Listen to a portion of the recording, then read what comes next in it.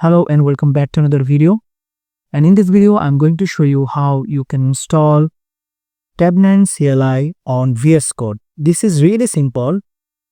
What you have to do, you have to actually install Python at first in your PC.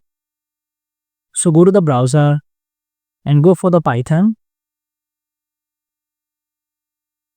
And here you can see python.org. So click here downloads to directly go to the downloads section. If you hover on downloads, you will find this option in the right side. You can see Python 3.14.2. So click here to download this, and then you just have to install it in your PC. And after that, if you go for the command prompt, if you say here Python -v, you'll get the Python version. Now let's go for the next installation, and there is VS Code. So go for the VS Code and download and install it in your PC. This is really simple. Just go to the VS Code official website.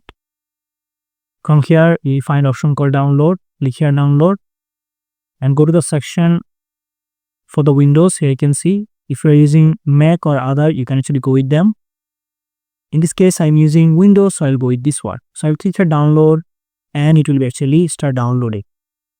So I already downloaded and installed it in my PC. Let me show you. Here you can see Visual Studio Code. Now we'll open it. So this is the interface. Now you have to go for the extension. Here you can see. Click here extension and search for Tabnine. Hit enter. So here you can see this is legacy Tabnine, and now we can actually install it by clicking here install. So click here trust publisher and install.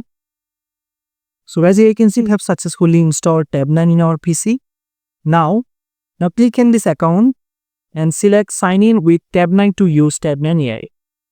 Click here and click here open, and it will actually open your default browser. Now you have to log in through your email and password. With your Tabnine account. So you have to create a Tabnine account at first. So I want to actually continue with the Google. And you can see all are set. Now actually I can go back to this VS Code. Here you can see. Now from here, let's say I want to use this Tabnine AI. So I need to create a folder at first. Now I want to open this folder here. So I say add. And here I'm going to create a new file. Let's say index.html. I'll hit enter.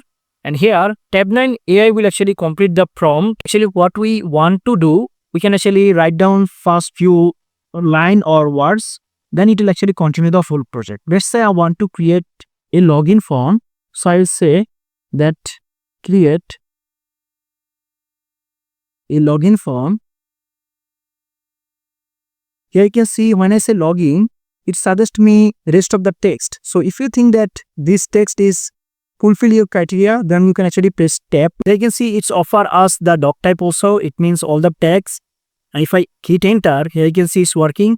Now it will actually create suggestion for us. Here you can see all the CSS and the body part also. Here you can see there is style. If I press tab, it will complete the whole process. Here you can see it complete the whole head tab and with the style tag also. Now if I hit enter once again, it will complete the head tag also. Here you can see I will go for the body tag. If I hit enter, then it will actually suggest me for the body tag also. Here you can see if I hit enter once again, then it will complete the whole HTML template or tag. Now you can see my site is ready. So this is just a basic example. If I actually do any project through this Tabnine AI, because you have to just write down some words, then this AI will help you to complete the full prompt or the project. Now let's say I want to view this HTML site. So I'll say here, I can actually open this through live server. So I'll go to the extension and I'll say here live server.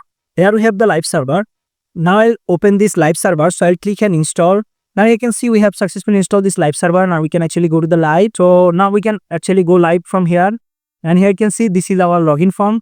Now we can actually remove this text because this text is unnecessary. So we go at the top and we'll remove this. Okay, just save it. Now let's go to the browser once again, and here you can see this is our login form. So guys, I have shown you how you can install Tabnine CLI on VS Code and how you can actually use it. That's it. Thank you so much for watching.